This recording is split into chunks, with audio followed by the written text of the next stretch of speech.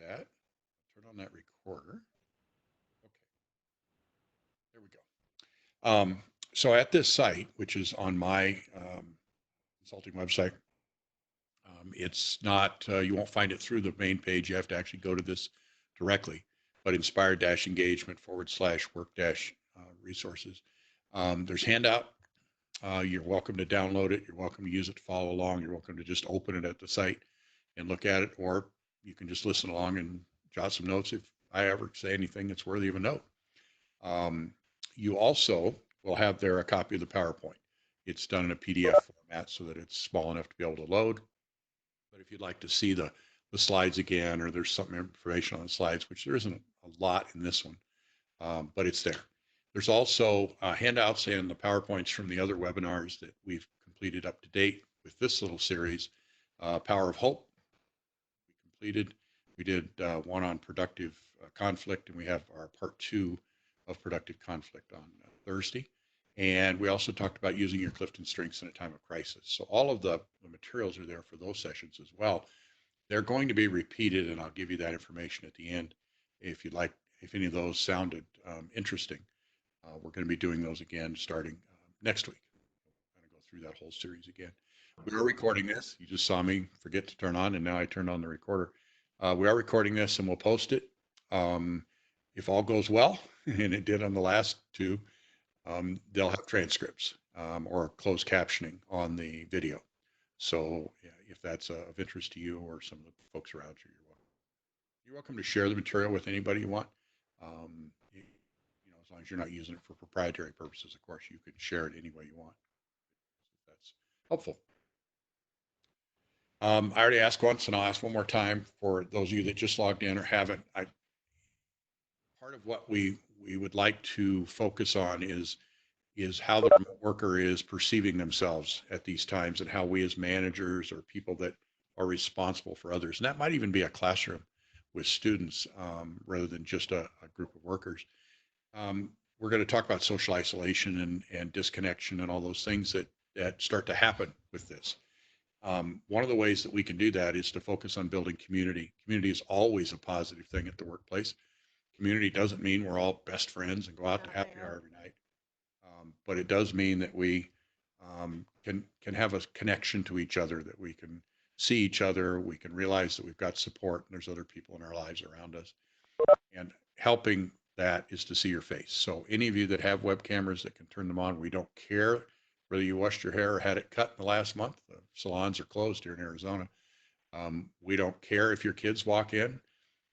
Last week I had one of the gentleman's wives walked in, kissed him on the top of the head, and walked out. It was great. That's the kind of thing that we should be engaging, and we should actually be looking for in our conversations with our employees. So anyway, I encourage you to do that. It is kind of like going into a meeting at work with a bag over your head, right? And we wouldn't do that. Your students wouldn't walk in the classroom with a bag over their head. We might want to some days, but we wouldn't do that. So this is much the same way.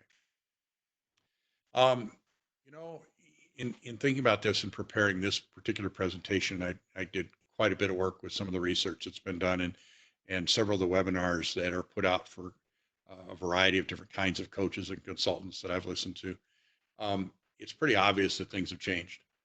It's pretty obvious that I'm sitting here in my office, my home office in Catalina, Arizona, talking to you in Wisconsin and in Mesa and South Mountain, and we might have had webinars, but we might not have done it like this just a few weeks ago. I heard it the other day called something like the COVID era. We're not in an era. Era is a long time, but we're in a time that things have changed.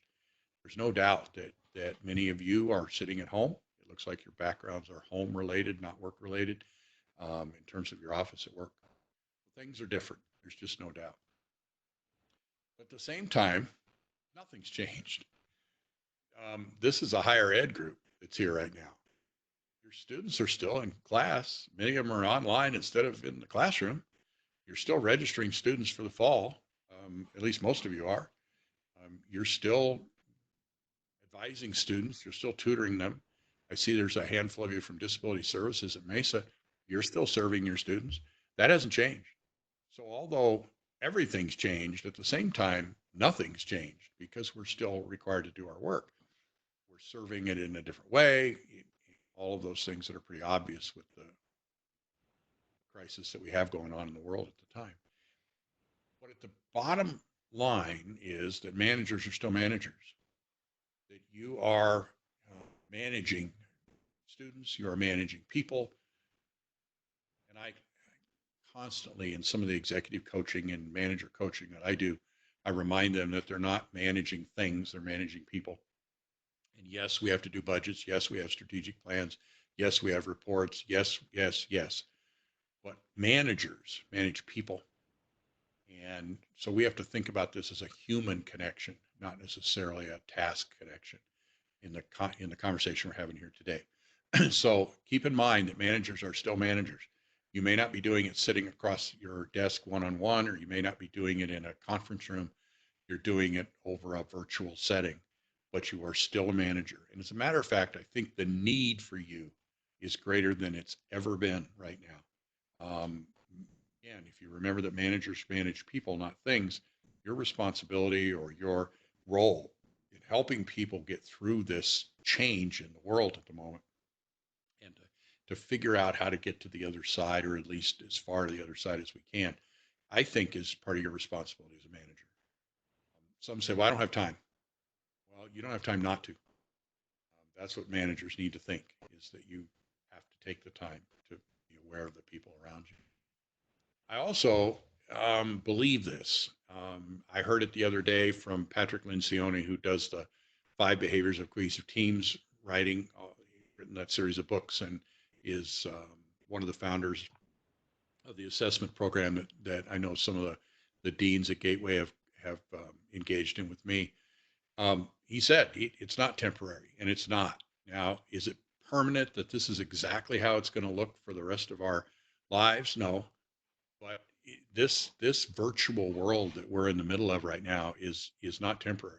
First of all, it's going to last a little bit longer, maybe a lot bit longer. We don't know, but it's going to last. We're going to be like this. I work with a lot of colleges in Canada, and many of the Canadian schools are closed until August.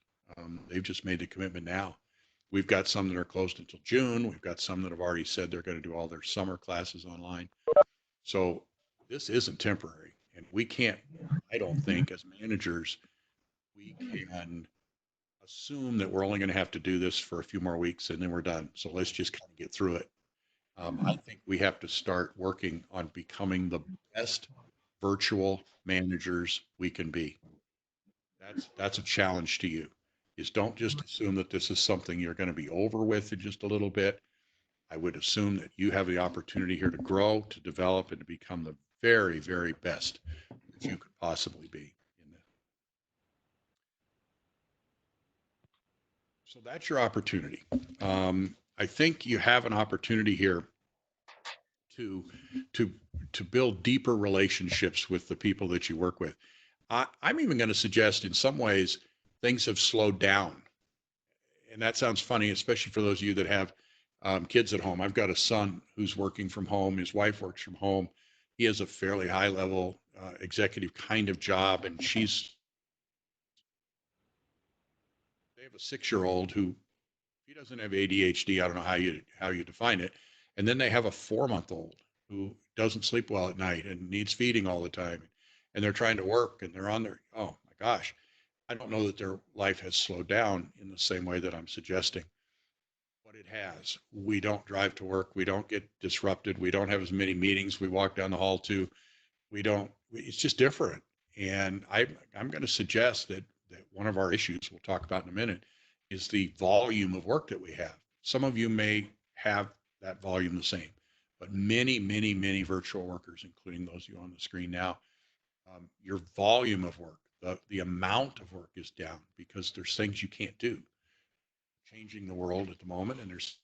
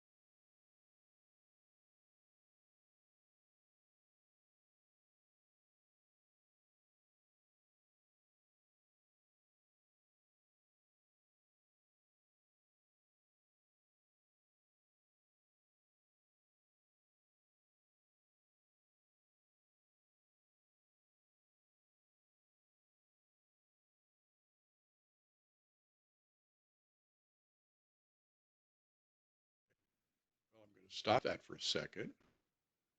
Stop that. Hold on. Good job. Now we hear you. Now you hear me. Yes. Okay, good. You know, I don't know why, but I have headphones into a microphone, and every now and then I get a little, almost like a spark in my ear. It's awful. And then something happens. But usually I can just, if it does happen, doesn't happen often, I can turn it off and turn it on. I'm going to put the screen back up. Let's see if that changes anything. Let's hope not. Okay, are we okay? Thumbs up. All right, off we go. Yeah. And that's the reality, folks, right there. I mean, I think you just felt it. And what we have to do is just work our way through it together. That's that piece of community that I was talking about. It's not perfect. We're going to be different. So we just work through it together, and nobody get too upset or excited about that stuff, especially when you're presenting. You just let it slide. Work it out. 145 years, he is protected at home. Today, we can mute whoever that was that just logged in, because we can hear his mic or whatever's going on, or hers. Okay, so here's where we were. We said things slowed down a little bit. Better chance for you to create some deeper relationships. I also think it's time, or there might be time opportunities now that you can sort of isolate people on the videos. You can have team meetings this way that have deeper conversations than you were able to used to have. You used to rush into a meeting. You'd have this quick agenda. We got to do get out, run. Got to get down. Got to see a student. Got to do this. Got to do that. Well, now there's possibly opportunities for you to meet more often. You're going to hear that recommendation shortly, and you might be able to do some things that you haven't been able to do. For instance, validate the mission and purpose of your team. Strengths-based teams work best when they have a shared mission and they understand why there is a team, why there is a department, what kind of work you're doing and how that helps. If it's a committee, whatever it is that you're working on, you have a chance to validate that, to rediscuss it, to talk about that as a team. I think you also have a great opportunity here to look at the future. And that's going to become important in another minute or two when we talk about hope as a driver in managing people. If you start now talking about the future, and some of that is called scenario planning. What's going to happen this fall if we stay like this? What's going to happen this fall if we are okay when classes start and then in October stuff happens again? What's changed? What can we capitalize on that we've learned from this? Because we're learning a lot. Many of you never heard of Zoom before. Many of you have never been on WebEx before. Now you are. And what did you learn? And how could that help you in the future? So I think it's a chance for you to lead teams in that discussion, which helps them focus that there will be a future, which right now is important because there are people that aren't thinking along those lines very well. We're getting cabin fever, so to speak.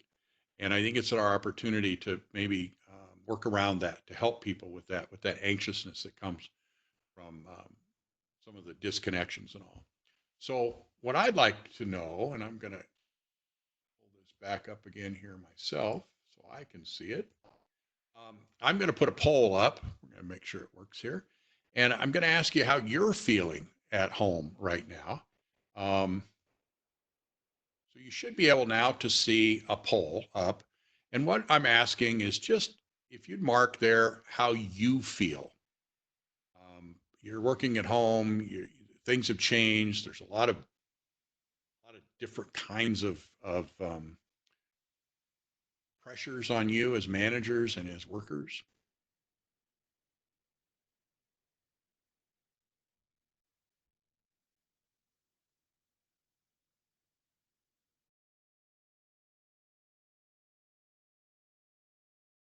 Thanks for doing this.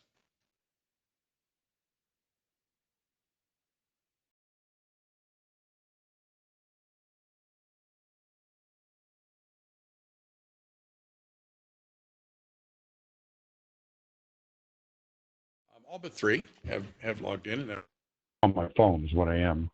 I just called in instead of using and it wasn't the microphone. The microphone here was working. Everything lights up. I'm hearing you through it. There was something in the system that wasn't reading it. So anyway, I just was trying to figure out the quickest solution I could get to do that. So here we are. Let's go back to the poll and put this up and put share content up and share that screen. And okay, hopefully you're back up with the screen and you're back up with me.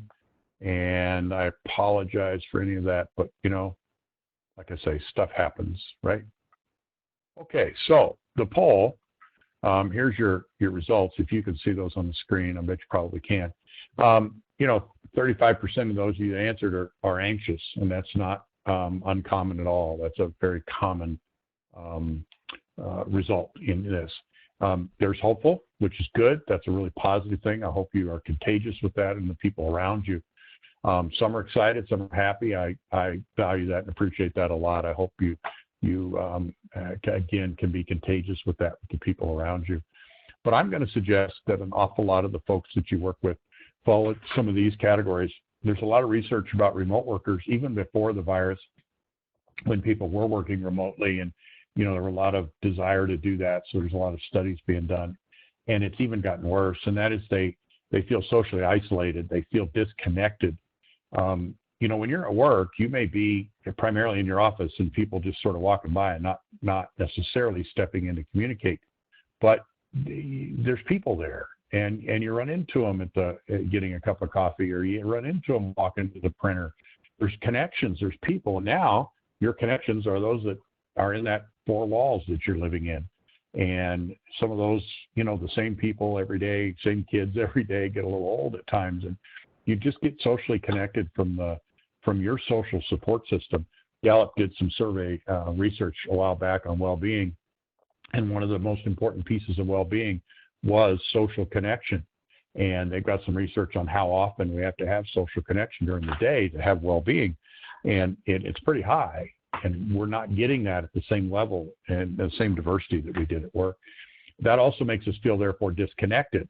So we're not part of the whole anymore. And one of the most important things about employee engagement is feeling part of the mission, of the purpose, and doing our jobs because we are supporting and contributing to the world or to the job or to the outcomes.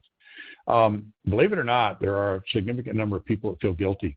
They are, you know, hard workers, maybe in the strengths language, they're achievers.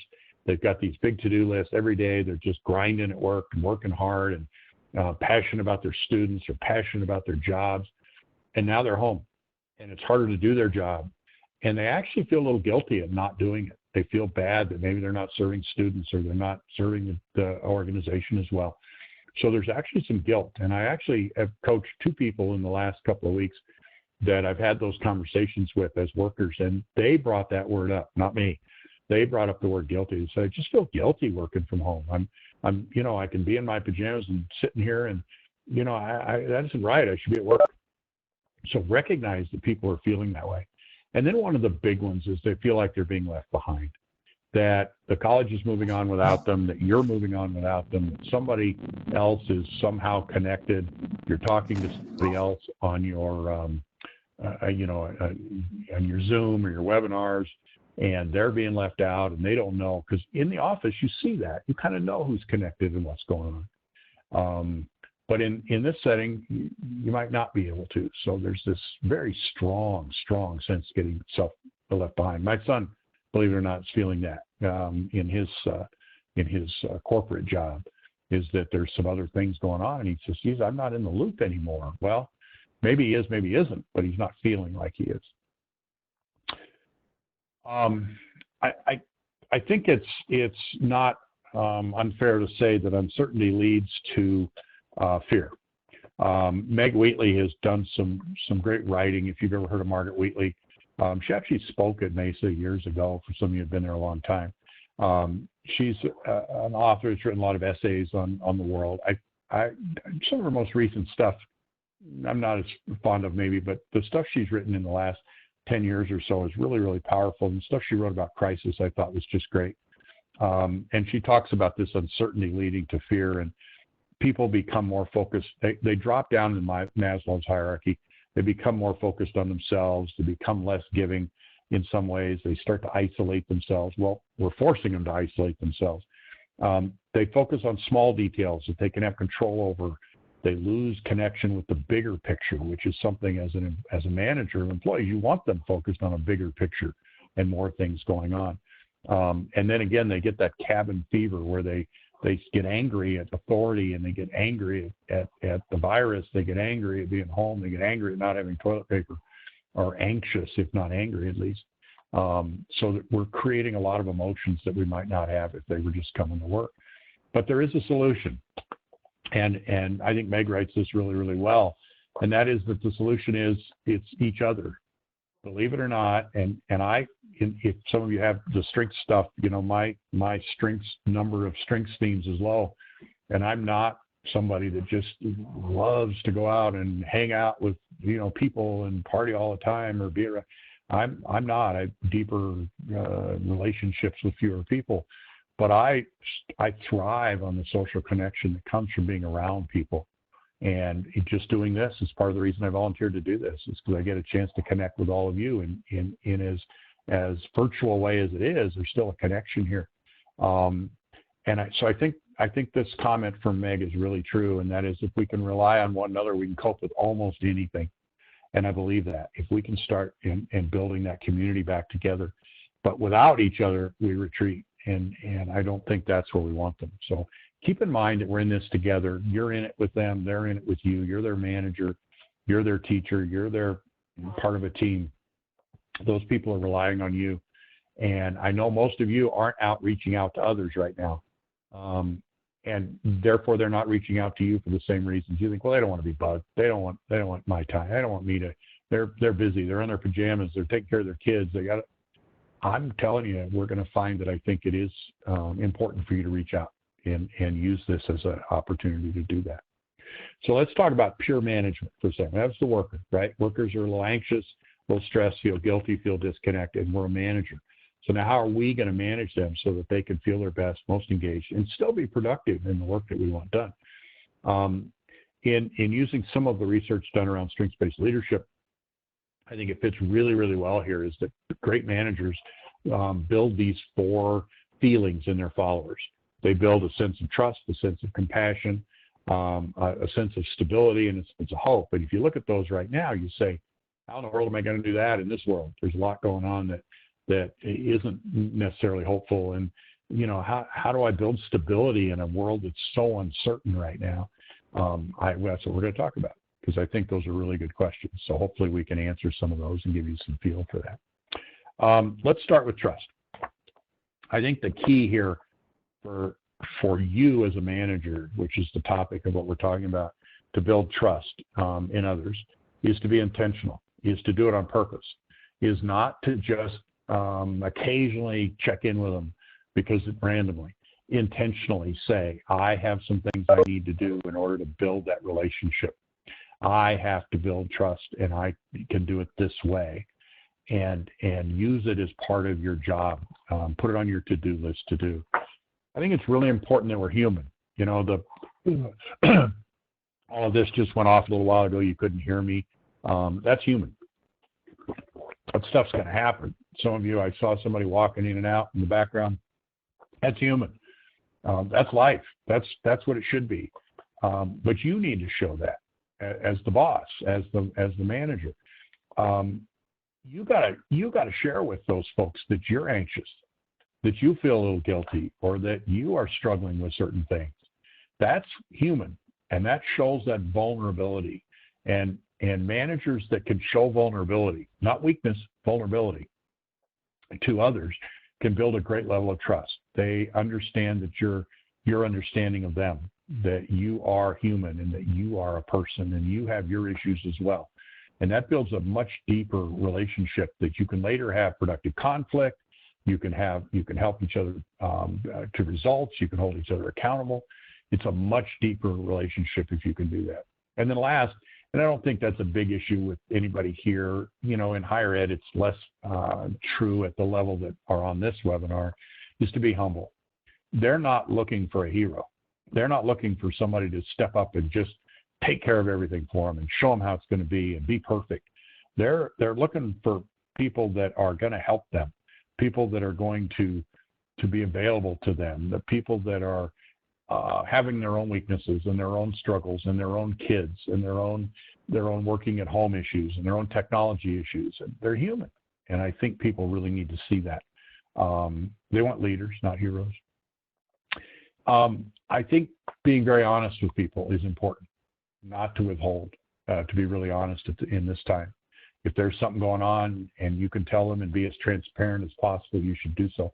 I think these are good for all the time, by the way. The things we're talking about are things you should be doing all the time, not just virtually.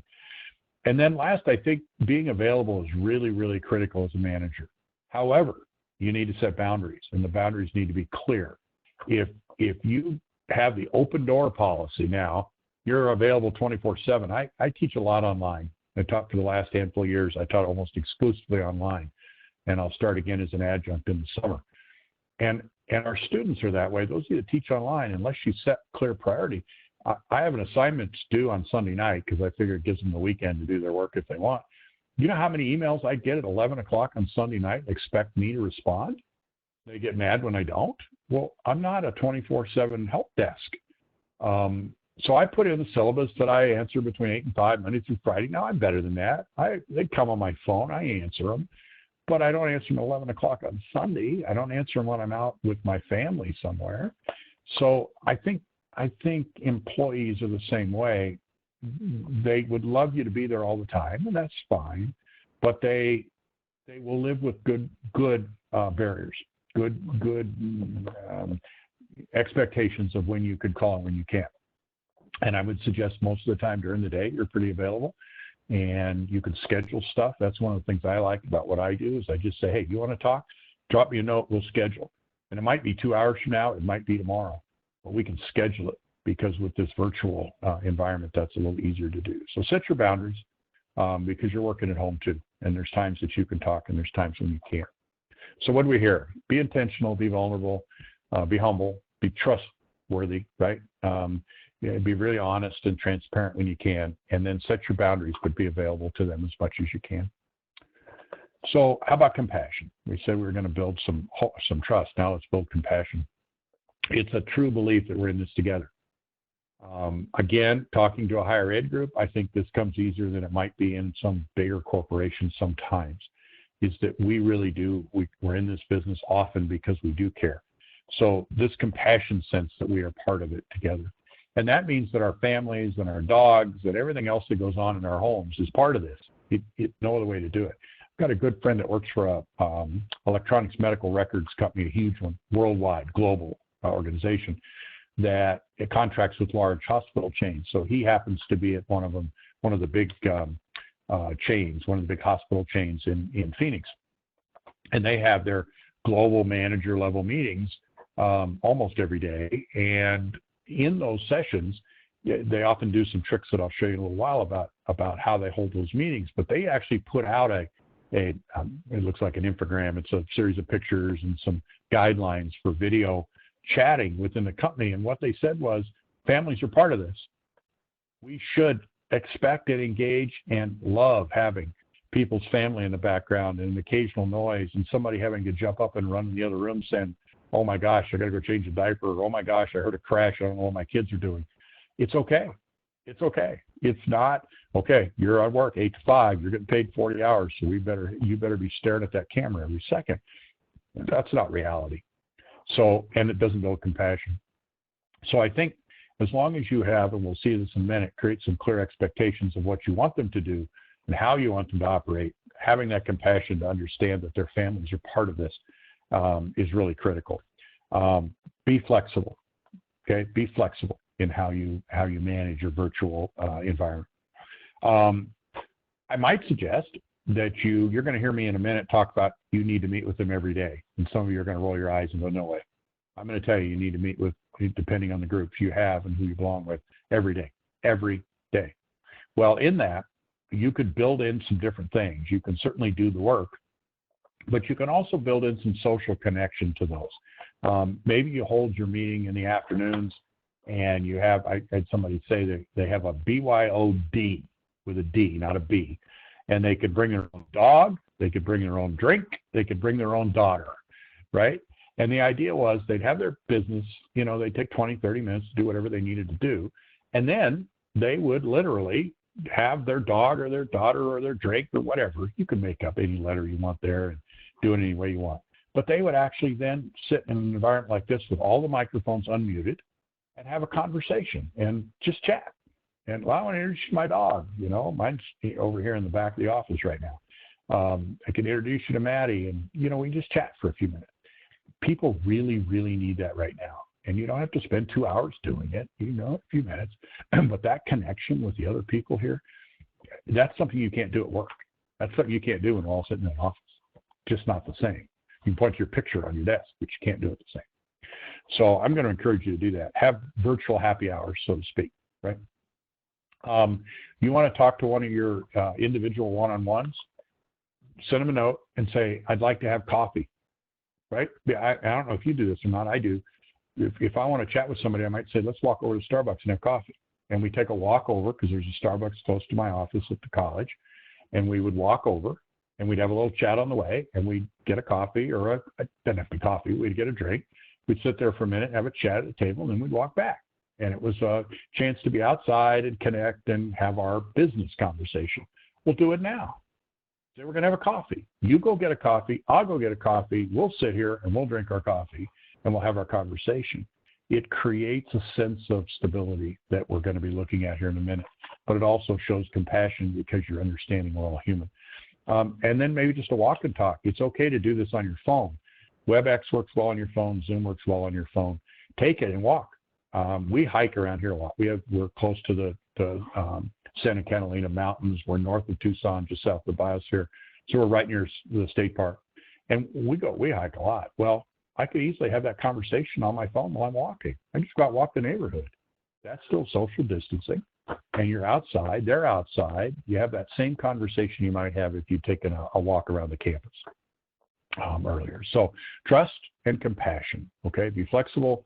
You think about their families. Think about how you run your meetings so that they understand that you have compassion for them. Stability. This may at the first seem like the hardest, but I don't think it is. I think you can still build a lot of stability right now. Those of you in Maricopa, we've been through a lot of changes in the last few years, right?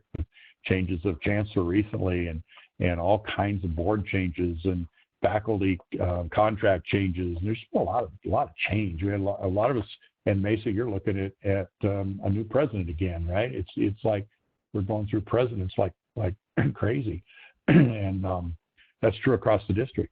So, how do we build stability in those settings? Well, here's some tips on, I think, how you could do that. The keys are create some consistency, create something that people can count on, something that's predictable, something that feels comfortable in that predictability. Communicate often, very often, and we'll talk about how much in a second. And then I think one of the most important things any manager can ever do, ever, online, offline, it's the most important thing a manager can do first is to make sure that you have a clear understanding of expectations, that your expectations of them and their expectations of them are the same. And that is often not true. So making sure that we are providing and working together to come up with clear expectations is critical to building that stability in people. Let me go backwards a second. I'm not quite ready to go there. Let me go back one. So let's talk about one-on-one conversations. Depending on how many employees you have, I had somebody I talked to yesterday that just took over a new position in a college in Canada, and she now has 26 direct reports. Bang. Overnight, she went from one of those sub-departments to being in charge of 6 different departments. And so I suggested that over the next couple of weeks, she needs to talk to every one of those 26. Now, there's a director in between. That's fine. But she should certainly be talking to them. But her directors, the people that are reporting directly to her, she needs to talk to them every day. Every day. Not every third day, not once a week, every day. And you say, well, I can't do that. Then I'm going to put it bluntly, you probably shouldn't be a manager. Right now, that's what people need every day. And I'm going to suggest in the work setting they need that. It's a little different because in the work setting you can walk by their office and just stick your head in and say, hey, how you doing? Everything okay? Anything I can do to help? And walk on. Here, you got to arrange it a little differently. You got to have a video and you got to talk to them in a much more structured setting. But right now is more important than it ever has been. Just ask them, how are you doing? How are you feeling? What's going on? Any concerns? Are you anxious? Are you okay with things? I'm hopeful. I believe the college is okay. We're doing this. We're not, right? It's your chance to provide some feedback, some coaching. Best managers are coaches. You're coaching them. They screw up a little. You help them figure out how to do it differently next time. You're not micromanaging them. You're coaching them. So this is your opportunity. One-on-ones every day. Your team, depending on the size of your team, but I'm going to suggest your teams should meet every day in a huddle. We call them a huddle. Just get together for a few minutes. Some do that first thing in the morning. Some do it the last thing in the afternoon or the evening. That's up to you and your team to figure that out. The morning, that huddle should be about what are we going to do today? What's on your agenda for the day? What are you going to do today? What are you going to do? What are you going to do? What's your project you're working on? What project are you working on? What's stressing you? And how can we as a team help you? It's quick, it's short, doesn't take a lot of time. If you do it at the end of the day, it's okay, so how did the day go? What's coming for tomorrow that you might need help with? And then there's your chance for your social connections as well. That's a little easier in the evening or late afternoon to do that. Plus, you could deal with time zone differences if you happen to be in some of those, which I don't think any of you are.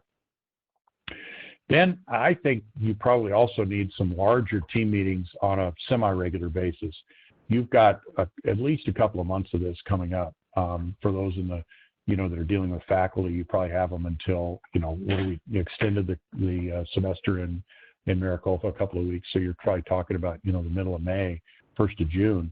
Those of you at Gateway, it's a little different schedule, but I would have your teams get together to do some serious future planning, to talk about what's going to be next fall, to talk about the bigger pictures. And if as a team you are working on a project, that's your time to do that.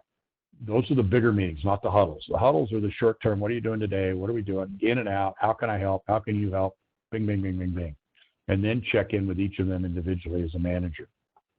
The bigger meetings, I don't care, weekly, every 2 days, every 3 days. I don't know what they are. I've got a college I'm working with that their executive team is meeting twice a week right now. And that's their president and his vice president cabinet, right? They're meeting twice a week. And if they need another meeting, they can call it. That seems to be enough for them. Maybe that's enough for you. And they're working on projects during that time. They're working on strategic planning and the things that they would be doing if they were there on campus. I'm also going to suggest for those meetings, those longer ones, they never go more than an hour. Okay, we're gonna push that here because the mic went off a little bit. We'll be close, but try not to go over an hour. And if you have more than one big topic, make it 2 different meetings. Now that can be we're going to meet at 9 o'clock, and then when you finish that topic at 9:45 in the morning, you log out, and you say goodbye, and you all log back in at 10:30 or at 10 o'clock or at 10:50.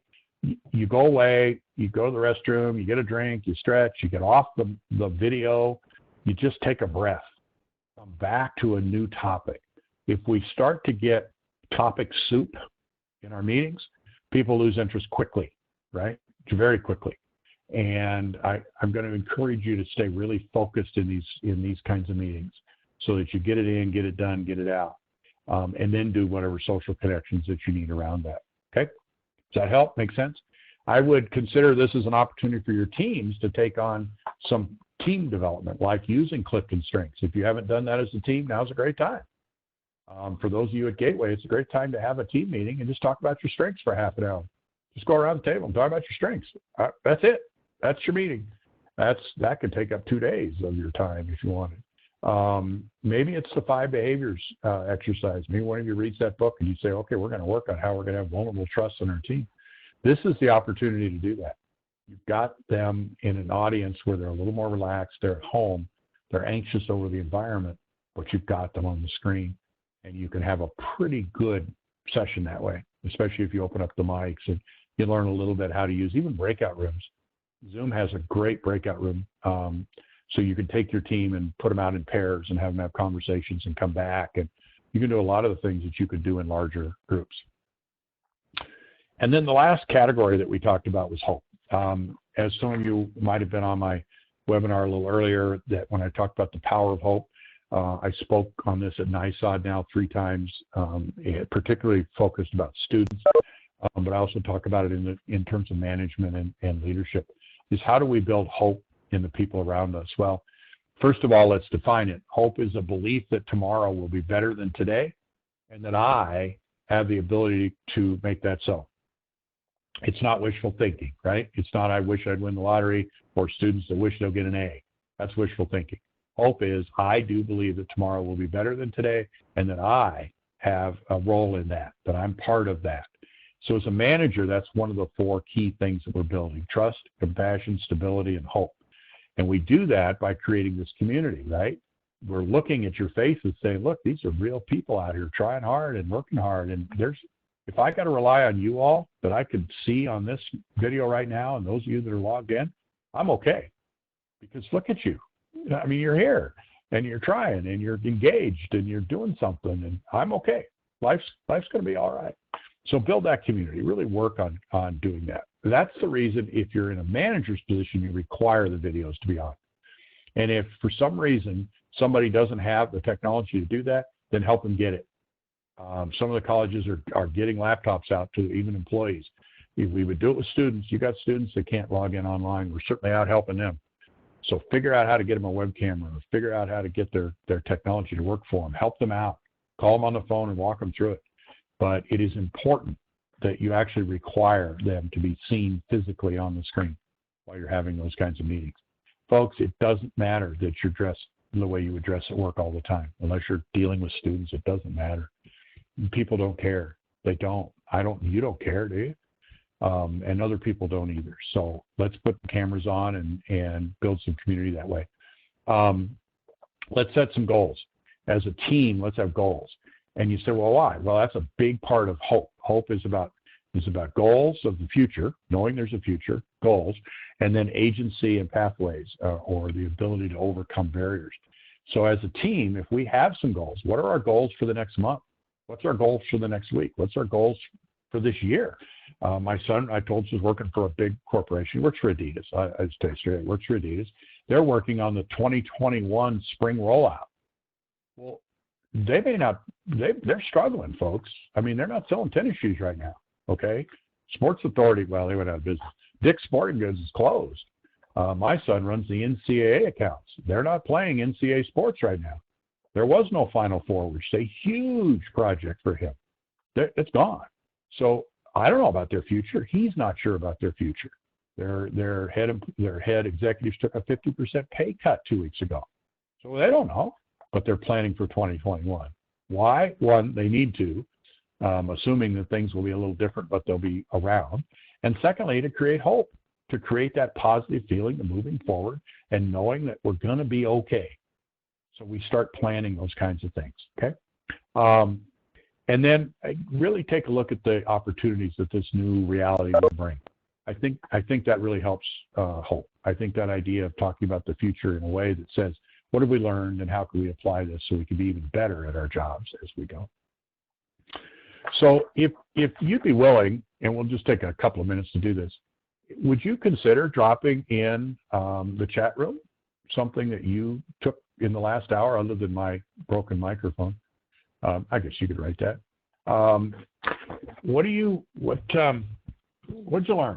Is there one thing that you took out of this? It was not superficial, but it's not real deep. We didn't get into a lot of stuff. Or if you have a question, is there something that you would like to talk more about or have an ask about? We'll do this for a minute or two. I got from somebody that learned it's okay to include and embrace family while working. Somebody had to leave because they got another meeting. That's fine. I understand totally. Well, anybody else, what did you learn? Here's somebody that takes the time to have FaceTime and chat with people on a regular basis. It's more important for them to see a face and talk to them than just hear them on a phone call, and that's absolutely true, 100% true. More communications required during this time, that's absolutely true. Breakup meetings, I like that. You sit here for too long and it just goes away, right? Our meetings are that way. Folks, higher ed lives on meetings. Oh my gosh. Meetings. So if they were a little better organized and we had good agendas and we were on a task and then we just did a subject and got out. So confirmation of reaching out, our direct reports every day. Use Google video chat. That's great. text messaging is great, and you should, and I think that's fine. Email's okay, but don't avoid using the screen. Even if it's a little uncomfortable at first, you're going to get better and better at it all the time. Appreciate the online stuff that you haven't learned until recently. It's okay to be in our situation when people walk through and kids interrupt. That's exactly right. Actually, it's a good thing. It's a good thing. That shows that we're all in this together. And we're all, as you said here, compassion. Somebody else said compassion. It's just part of it, folks. I don't know how else you could do it. I'm now, I have a portal, which is the Facebook version of the screen, right? And you could call, it's through the Facebook Messenger, but we have it for our grandkids. We have 2 grandkids in Portland and 1 in Asheville, North Carolina. So we've been talking to them every day. Well, we're reading a book to the 6-year-old now. So my wife and I will sit there, and we actually are reading James and the Great Big Peach, or whatever it is, and we're reading that, right? So every day we read 2 chapters, and then he draws a picture of something that we said. Well, while we're doing that, his parents are like, it's like Grand Central Station in the background. And my son walked by with headphones on and talking, and you can hear him talking about, work, and Jenny's got the baby, and she's running that. And I know that's not work, but it's great. He's with us. They're doing their work. We're in this all together. So I love that. I've grabbed coffee with your neighbor over the weekend and kept it apart. That's true. My wife actually has somebody she'll hike with once in a while, and they keep some distance, and they go to the trails that don't have as many people. When we had video phones, I would not speak to the individual until they turned it on. That's exactly right. I think that's really true. And I'm doing all my coaching that way now. I've got a couple at one school that didn't have web cameras, but I'm an executive team. I believe that. They didn't have online registration. There's nobody here from that college, I don't believe. But even so, they didn't have online registration. They're changing that. That's a really good thing. But we're getting web cameras everywhere now, so we can do this with a lot more. So I appreciate that. Those are some really good learning. I think you did that. So maybe some high points, maybe you took some others out of this. Communicate often. I'm going to suggest check in with everybody daily. Just check in. It can be short and sweet. Just check in. Provide clear expectations. Create consistency. Schedule your meetings at the same time every day. If you're going to have a team meeting, it's at 9 o'clock every morning. Just every morning. Don't cancel them. Every morning. It is important to use humor too. That was here. That's absolutely true. Create community. Try to build a community. Try to build it. We're in this together. Plan for the future. That builds hope. That actually is what we need to be doing. Right now, scenario planning is critical. What are we going to do if? Right now is critical to that. And be intentional, be vulnerable, and be humble. I'm willing to talk to any of you, okay? So if you want an opportunity to have a one-on-one with me, and that doesn't mean it has to be limited to just one 30-minute session, but we'll start with that. If you want 30 minutes to just chat, send me an email, and I will arrange it. I'll send you a meeting invite with a link, and we'll have a video chat. And we'll talk about anything you want to talk about. I am a Clifton Strengths coach. I am engaged in the DISC products. I do a lot of strategic planning, appreciative inquiry, and I do a lot of executive coaching. So I'm more than happy to have a 30-minute conversation with you about anything that you want to chat about. So my email's there. Drop me a note.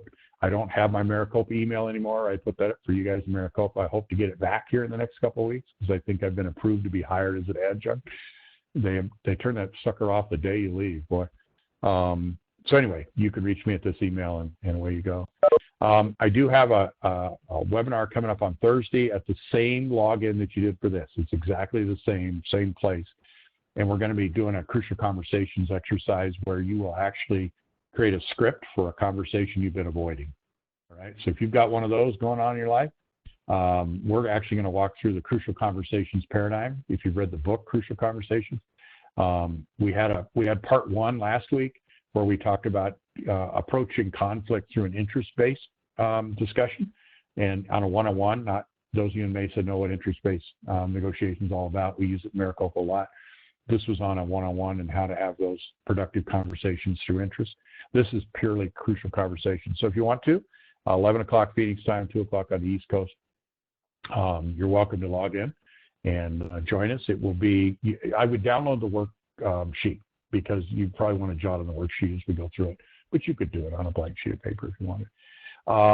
I also have, we're going to repeat all these, and we're going to repeat them on Zoom because some of the schools wanted us to use Zoom. And I know Maricopa's got some issues with Zoom, but I think you can still attend a webinar on them. You're just not talking about schoolwork on them.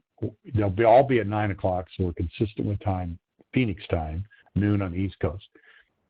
Here's the dates. If you're interested, because it's not the same room all the time, send me an email and tell me you'd like it, and I'll send you the link.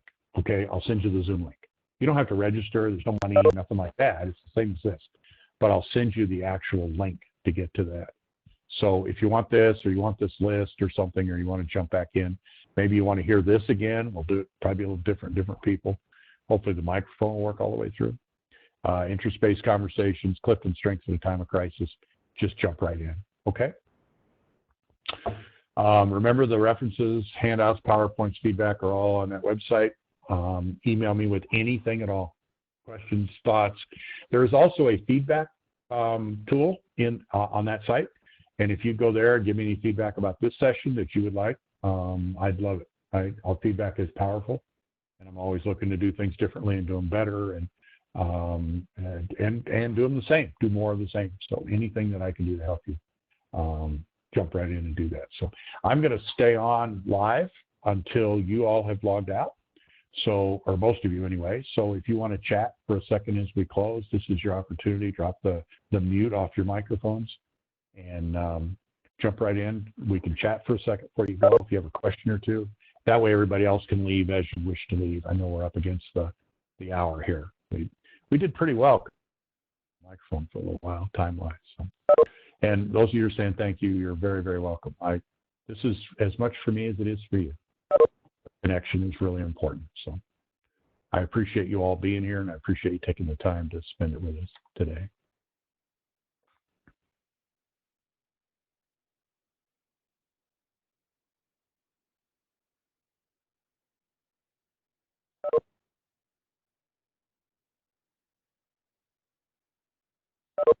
Thank you, Jim.